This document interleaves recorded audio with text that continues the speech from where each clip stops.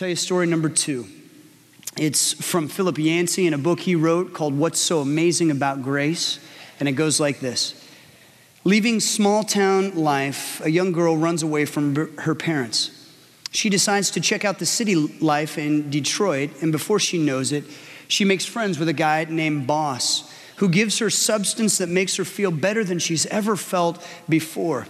And all she has to do to get it is whatever he tells her to do. But after a year or so, the signs of an illness begin to show.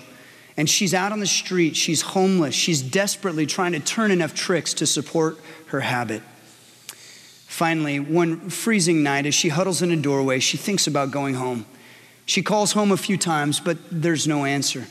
She finally leaves a message. Dad, Mom, it's me.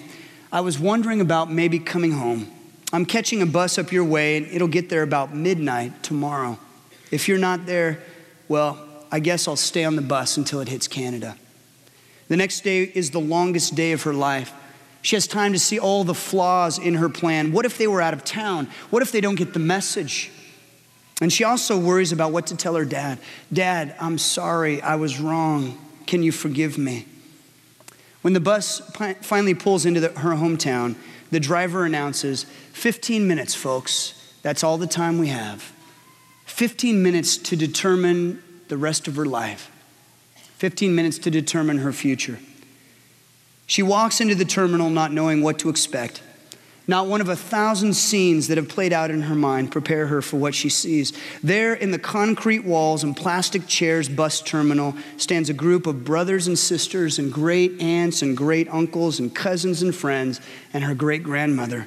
They're all wearing party hats and blowing noisemakers, and taped across the wall of the terminal is a banner that reads, "Welcome home."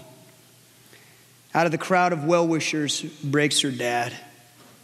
She stares at him through tears quivering in her eyes. And she begins a memorized speech. Dad, I'm sorry. I know. But he interrupts her. Hush. Hush, child. We've got no time for that.